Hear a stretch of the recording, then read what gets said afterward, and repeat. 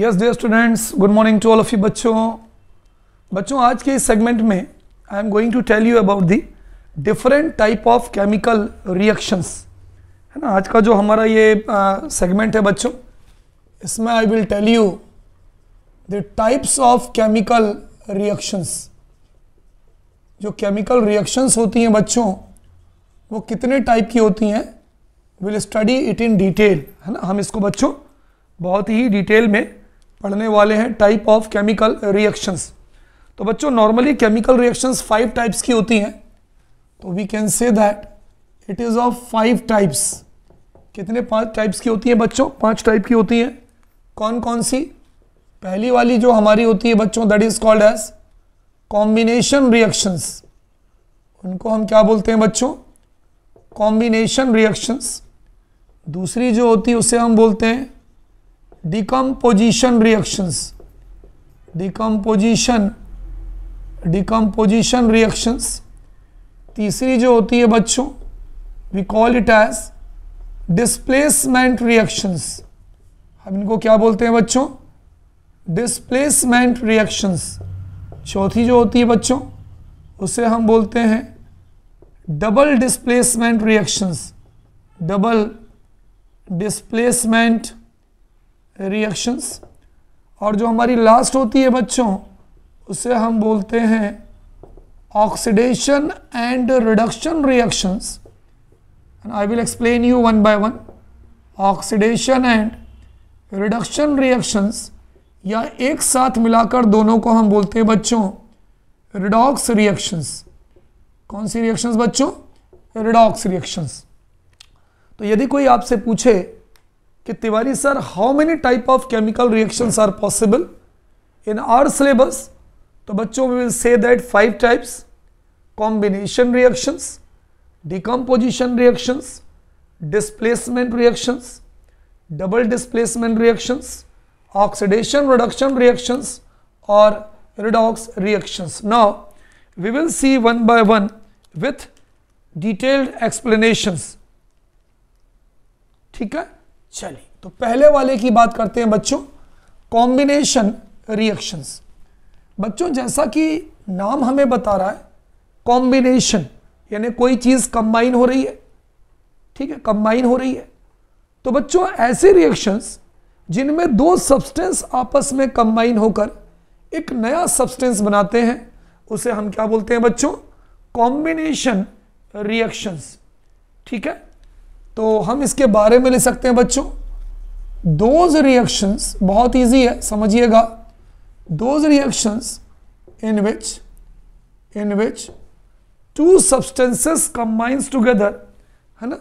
Those reactions in which 2 या 2 से ज्यादा भी हो सकते हैं भाई, 2 or more substances combine to form a new substance, combines to form a new substance, है ना, called, आपस में कंबाइन होकर अगर न्यू सब्सटेंस बनाते हैं, तो बच्चों ऐसी रिएक्शंस को हम क्या बोलते हैं जी? Combination reactions. Is it clear कि those reactions in which 2 or more substances combines together to form a new substance is called combination reactions. बच्चों so many examples are there. Example number 1 आपको मैं पढ़ा चुका हूं, 2mg plus O2 will give us 2mg plus O2 will give us 2mgO. चलिए हम इसकी state लिखते हैं। सॉलिड स्टेट होता है, गैसियस स्टेट होता है, ये भी आपको मालूम है, व्हाइट पाउडर के फॉर्म में मैग्नीशियम ऑक्साइड हमें मिलता है। क्या नाम होगा इसका बच्चों? This is called as magnesium, this is called as oxygen and this is called as magnesium oxide. तो अगर मैं आपसे पूछूं कि बच्चों यहाँ जो रिएक्शन हो रही है, ये कौन सी रिएक्शन हो रही है, तो आप बोलोगे Tiwari sir it's a combination reaction. यहाँ जो रिएक्शन हो रही है, ये हो रही है कॉम्बिनेशन रिएक्शन हो रही है, क्योंकि यहाँ पे 2 जो सब्सटेंस हैं वो आपस में मिलकर एक नया सब्सटेंस बना रहे हैं। तो बच्चों, the combination of magnesium with oxygen to form magnesium oxide is a combination reaction, because that reaction in which two or more substances react together to form a new substance। चलिए और example लिखते हैं बच्चों।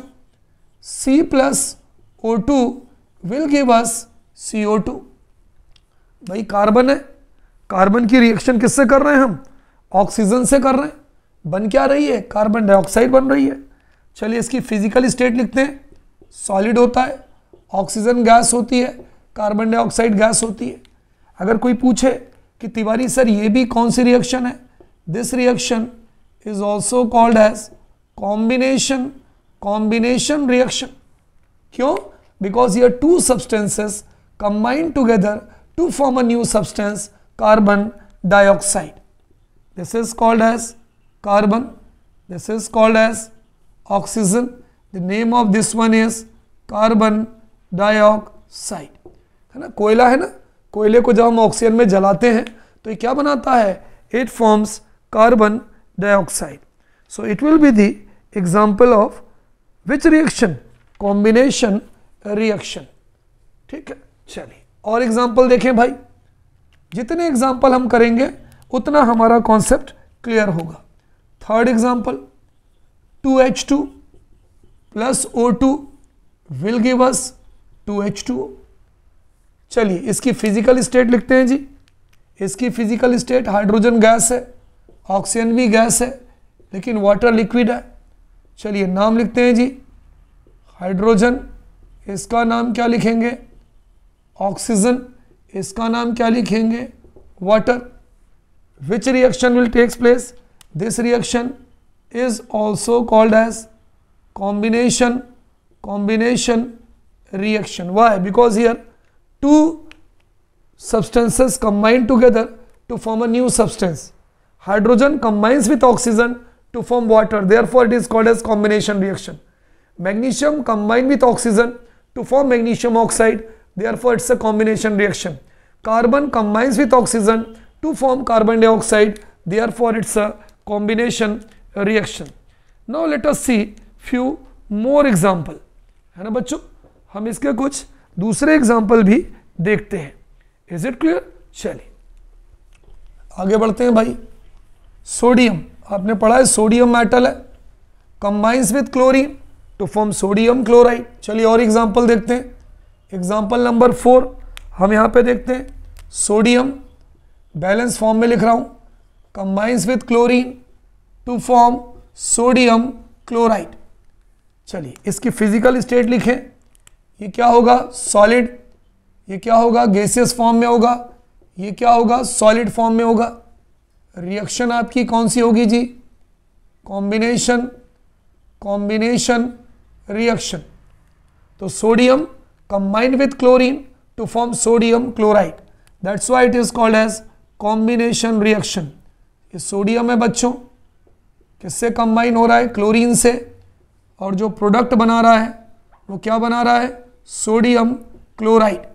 Sodium chloride जो बच्चों हमारा product होता है, it is yellow in colour. जब सोडियम क्लोराइड का फॉर्मेशन होता है बच्चों, तो यहाँ पर हमें येलो कलर दिखाई देता है। Is there any problem? Which colour? Yellow colour. ठीक है, चलिए नेक्स्ट अगली इक्वेशन देखें। Iron react with sulphur. Iron का फार्मूला क्या होता है बच्चों? Fe, है ना। आयरन जो है बच्चों, सल्फर के साथ यदि हम इसको रिएक्ट करें, it forms iron sulphide. Iron solid है, आयरन की फिजिकल स्टेट क्या होती है बच्चों? सॉलिड। सल्फर भी कैसा होता है? सॉलिड। आयरन सल्फाइड भी कैसा होता है? सॉलिड। रिएक्शन कौन सी हो रही है? बहुत इजी है तिवारी सर, कॉम्बिनेशन रिएक्शन हो रही है। ठीक है, तो sodium combine with chlorine to form sodium chloride, combination reaction है। Iron combine with sulphur to form iron sulphide, ये भी कौन सी रिएक्शन है बच्चों? कॉम्बिनेशन रिएक्शन है। तो ये हो गया आयरन, ये आपका हो गया सल्फर, और इसका नाम हो गया आयरन सल्फाइड। तो इस तरह से बच्चों we have seen 5 examples and also combination reaction. What is combination reaction? Those reactions in which 2 or more substance combines together to form a new substance is called combination reaction. Is it clear बच्चों? चलिए. Now let us see second type of reaction which is called as decomposition reaction. ये हमारी दूसरे type की reaction है बच्चों.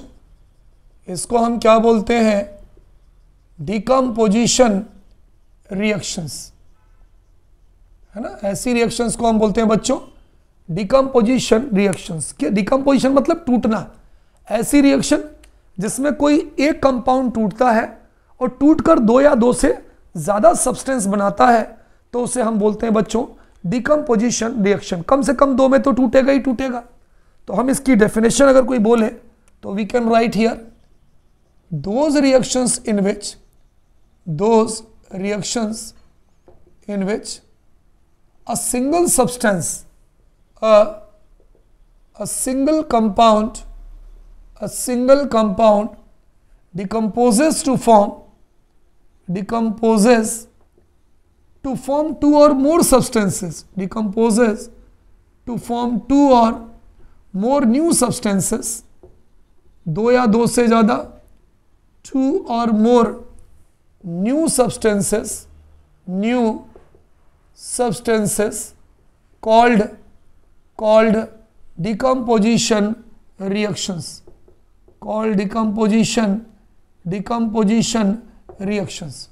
तो बच्चों कोई भी ऐसी रिएक्शन जिसमें एक कंपाउंड यानी सिंगल कंपाउंड एक ही है, अगर वो टूटता है to form 2 or more new substances then they are called as decomposition reaction. अब दिक्कत इस बात की है कि वो जो टूट रहा है वो कैसे टूट रहा है. क्या गर्म करने पर टूट रहा है तो हम उसे बोलेंगे थर्मल डिकम्पोजिशन. क्या सनलाइट के कारण टूट रहा है या बल्ब की लाइट के कारण टूट रहा है तो हम उसको बोलेंगे फोटोलिसिस. ठीक है. क्या वो इलेक्ट्रिसिटी के कारण टूट रहा है तो हम उसको बोलेंगे इलेक्ट्रोलाइसिस. इज इट क्लियर बच्चों? तो बच्चों डिकम्पोजिशन 3 टाइप के होते हैं. नंबर ए, यदि डिकम्पोजिशन हीटिंग के कारण हो रहा है तो हम इसे बोलेंगे थर्मल डिकम्पोजिशन. तो पहला होता है बच्चों थर्मल डिकम्पोजिशन. कब? जबकि डिकम्पोजिशन रिएक्शन जो है वो हीट के कारण होती है. when decomposition takes place by heat, decomposition takes place by heat. अगर हीट के कारण कोई चीज टूट रही है बच्चों तो उसे हम बोलते हैं थर्मल डिकम्पोजिशन. नंबर बी होता है इलेक्ट्रोलाइसिस. कब? when decomposition takes place by passing electricity. जब डिकम्पोजिशन इलेक्ट्रिसिटी के कारण होता है. when decomposition takes place by passing electricity, by passing electricity, तो हम उसे बोलेंगे इलेक्ट्रोलाइसिस. तीसरा हम बोलते हैं बच्चों फोटोलाइसिस. कब? when decomposition takes place by when decomposition takes place by sunlight or bulb.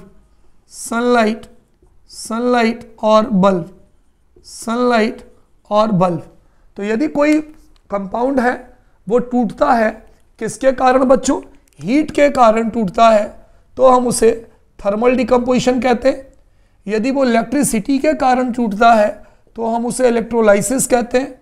और यदि वो सनलाइट के कारण या बल्ब की रोशनी के कारण टूटता है तो हम उसे फोटोलाइसिस कहते हैं.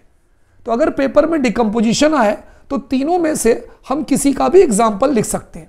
तो चलिए पहले हम देखते हैं एग्जाम्पल थर्मल डिकम्पोजिशन का. कब? When decomposition takes place by heat, thermal decomposition. Is it clear? चलिए हम इसका एग्जाम्पल लेते हैं. CaCO3 इसका नाम है कैल्शियम कार्बोनेट। हमने इसको गर्म किया। बच्चों डेल्टा का निशान जो होता है वो हीटिंग का निशान होता है। ये बनाएगा calcium oxide plus carbon dioxide gas निकलेगी। तो CaO, एक ऑक्सीजन यहाँ से ले लिया CaO, तो यहाँ क्या बच गया CO2, तो ये टूटा। फिर से देखिए Ca एक ऑक्सीजन यहाँ से ले लिया CaO और CO2 गैस निकल गई। चलिए फिजिकल स्टेट लिखते हैं जी। इसकी फिजिकल स्टेट क्या होगी सॉलिड, इसकी क्या होगी सॉलिड, इसकी क्या होगी गैस। रिएक्शन कौन सी हो रही है यहाँ पे थर्मल, क्योंकि गर्म कर रहे हैं, हीटिंग का निशान है। थर्मल डिकम्पोजिशन रिएक्शन होगी बच्चों यहाँ पे। अगर हम इसका नाम लिखें तो इसका नाम क्या होगा जी बोलिए कैल्शियम कार्बोनेट। Calcium carbonate. इसका नाम क्या होगा कैल्शियम ऑक्साइड। और इसका नाम क्या होगा कार्बन डाइऑक्साइड। तो ये जो एग्जाम्पल है आपका, ये थर्मल डिकम्पोजिशन का एग्जाम्पल है। तो when thermal decomposition of calcium carbonate takes place, then calcium oxide and carbon dioxide is form. तो थर्मल डिकम्पोजिशन का मतलब डिकम्पोजिशन बाय हीटिंग। चलिए मैं आपको एक और एग्जाम्पल बताऊं फेरस सल्फेट का, बहुत इंपॉर्टेंट एग्जाम्पल है बच्चों। दूसरा एग्जाम्पल है आपका फेरस सल्फेट का। फेरस सल्फेट का फार्मूला क्या होता है बच्चों FeSO4, बहुत इंपॉर्टेंट है, कई बार ये पेपर में आ चुका। Fe2O3, ये हो जाएगा Fe2O3 plus SO2 plus SO3। 100% example important है ना। चलिए फिजिकल स्टेट लिखें। इसकी फिजिकल स्टेट सॉलिड होगी, इसकी भी सॉलिड होगी, ये गैस होगा, ये गैस होगा। तो हमने अपवर्ड एरो बना दिया। बहुत इंपॉर्टेंट एग्जाम्पल है, कई बार ये हमारे पेपर में आया है। इसको भी हम गर्म करते हैं। यहाँ जो डिकम्पोजिशन होता है वो भी थर्मल डिकम्पोजिशन होता है। थर्मल डिकम्पोजिशन होता है। चलिए नाम लिखते हैं, बहुत इंपॉर्टेंट है जी।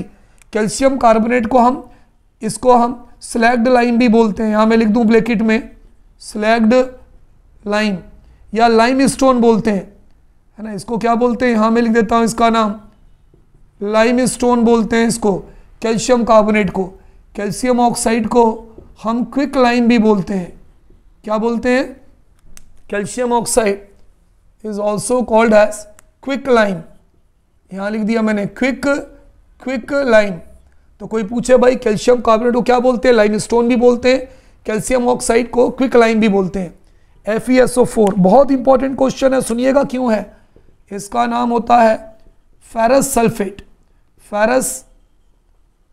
Ferrous sulphate. इसका नाम होता है आयरन ऑक्साइड। ठीक है। तो Fe2O3 को बच्चों हम आयरन ऑक्साइड भी बोलते हैं, या आप इसको फेरिक ऑक्साइड भी बोल सकते हो। फेरिक ऑक्साइड भी बोल सकते हो। फेरस सल्फेट का जो बच्चों कलर होता है इनिशियली ये ग्रीन कलर होता है। शुरू में जो इसका कलर है वो ग्रीन कलर होता है, लेकिन जब हम इसको गर्म करते हैं तो इसका ब्राउन कलर हो जाता है। ये बहुत अच्छे ध्यान रखना, ये हो जाता है ब्राउन कलर। तो बच्चों ये हमारे पेपर में पूछा जाता है कि what happens when ferrous sulphate is heated, क्या होगा जब आप फेरस सल्फेट को गर्म करोगे। तो हम ये लिखते हैं कि when ferrous sulphate is heated then green colour, it's green colour is converted into brown colour. Ferrous sulphate का जो हरे रंग का जो सॉल्यूशन होता है वो ब्राउन कलर के सॉल्यूशन में कन्वर्ट हो जाता है। ऐसा क्यों होता है, due to formation of conversion of ferrous sulphate into ferric sulphate. तो बच्चों ये दोनों रिएक्शन बहुत इंपॉर्टेंट है अबाउट डिकम्पोजिशन रिएक्शन, कि क्या होती है डिकम्पोजिशन रिएक्शन, जिनमें एक सिंगल सब्सटेंस टूटता है और टूटकर एक नया सब्सटेंस बनाता है। तो इसको नोट कर लीजिएगा, thermal decomposition, when decomposition takes place by heat. इसके बाद बच्चों हम सेकंड देख रहे हैं इलेक्ट्रोलाइसिस, है ना। सेकंड हम देख रहे हैं that is called as electrolysis. Second जो हमारी है डिकम्पोजिशन में वो क्या है बच्चों बताओ, इलेक्ट्रोलाइसिस। हम क्या लिखते हैं, when decomposition takes place by passing electricity, when decomposition takes place by passing electricity, by passing electricity, electricity. अगर मान लीजिए कोई चीज़ इलेक्ट्रिसिटी पास करने के बाद टूटती है तो उसे हम बोलते हैं इलेक्ट्रोलाइसिस।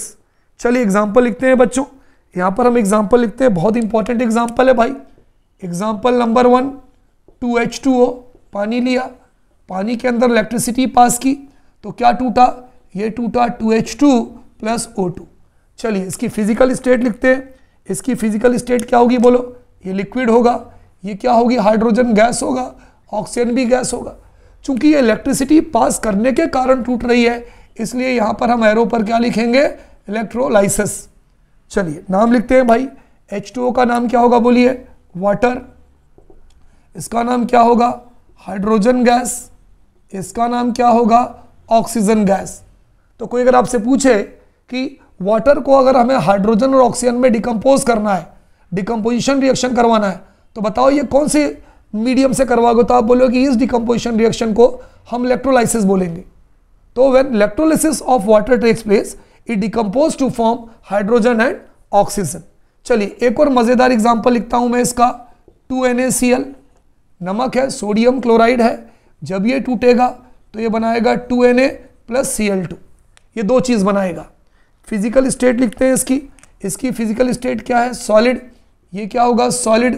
क्लोरीन क्या होगी, गैस। जो गैस होती है बच्चों उसे हम अपवर्ड एरो बनाते हैं, तो जहां भी आपको गैस दिखे वहां आप अपवर्ड एरो बना सकते हो। कौन सी रिएक्शन हो रही है, ये भी बिजली पास करते हैं तो टूटता है, तो that's why it is also called as electrolysis. नाम लिखें, इसका नाम क्या होगा, NaCl का, sodium chloride. It is called as sodium chloride.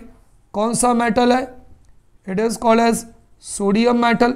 और ये कौन सी गैस है, ये जो है आपकी क्लोरीन गैस है।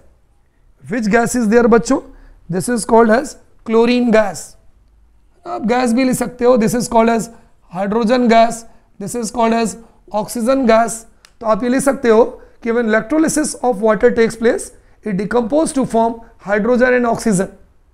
जब सोडियम क्लोराइड का इलेक्ट्रोलिसिस किया जाता है तो ये टूटकर क्या बनाता है, सोडियम और chlorine.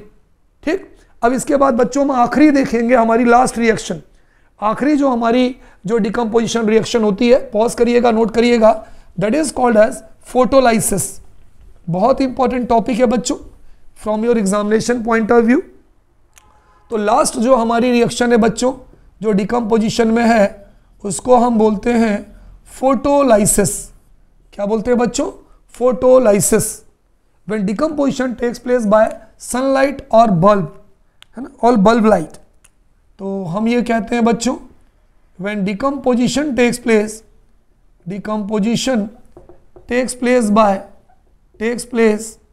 Bye sunlight, by sunlight और बल्ब लाइट, और बल्ब लाइट। सनलाइट या बल्ब लाइट के कारण जो चीज़ टूटती है उसे हम फोटोलाइसिस कहते हैं। चलिए लिखते हैं इक्वेशन। एग्जाम्पल नंबर 1 बच्चों, AgCl, है ना, अगर टूटता है गर्म करने पर तो क्या बनाता है, 2AgCl गिव्स 2Ag + Cl2। चलिए इसकी फिजिकल स्टेट लिखते हैं बच्चों। ये सॉलिड होता है, सिल्वर भी सॉलिड है, और क्लोरीन जो है वो गैसियस फॉर्म में होता है, गैस फॉर्म में निकल जाता है। तो यहाँ पर जब सिल्वर क्वाइट टूटता है, सिल्वर में और क्लोरीन में, तो काहे से टूटता है, सनलाइट के कारण टूटता है। तो बच्चों जो चीज़ सनलाइट के कारण टूटती है वहाँ पर आप Hν लिख सकते हो, Hν। अगर आपको Hν लिखने में प्रॉब्लम है तो सिंपल लिख दीजिए फोटोलाइसिस। चलिए नाम लिखते हैं, इसका नाम है सिल्वर क्लोराइड, सिल्वर क्लोराइड। इसका नाम है सिल्वर मेटल। और ये कौन सी गैस हो जाएगी, ये हो जाएगी बच्चों क्लोरीन गैस। कभी कभी हमारे पेपर में पूछते हैं कि इस रिएक्शन का यूज़ कहाँ होता है। जो सिल्वर क्लोराइड जिसमें टूटकर सिल्वर बनाए, मेटल बनाए, क्लोरीन गैस बनाए, इस रिएक्शन का यूज़ बच्चों हम करते हैं ब्लैक एंड वाइट फोटोग्राफी। तो this reaction is used in black and white photography, black and white photography. खैर आजकल तो ब्लैक एंड वाइट फोटोग्राफी नहीं होती है। यदि आपके पास कोई पुरानी फोटोज़ रखी हो आपके पेरेंट्स की, तो आप देखिएगा तब जो पिक्चर बनती थी वो ब्लैक एंड वाइट पिक्चर बनती थी। क्योंकि वहां पर फोटोलाइसिस रिएक्शन होती थी, सिल्वर क्लोराइड टूटता था और सिल्वर और क्लोरीन में कन्वर्ट होता था, है ना। एक लास्ट रिएक्शन बच्चों में आपको और बता दूं, 2AgBr, अगर हम इसको तोड़ें, ये भी सॉलिड होता है, तो ये बनाएगा 2Ag प्लस Br2, ठीक है। यहां भी कौन सी गैस निकलती है, ब्रोमीन गैस निकलती है। अगर हम इसका नाम लिखें, ये हो जाएगा आपका सिल्वर ब्रोमाइड।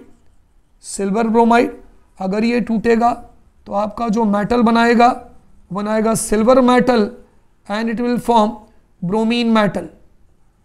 तो यहां भी कौन सी गैस निकल रही है, ब्रोमीन गैस।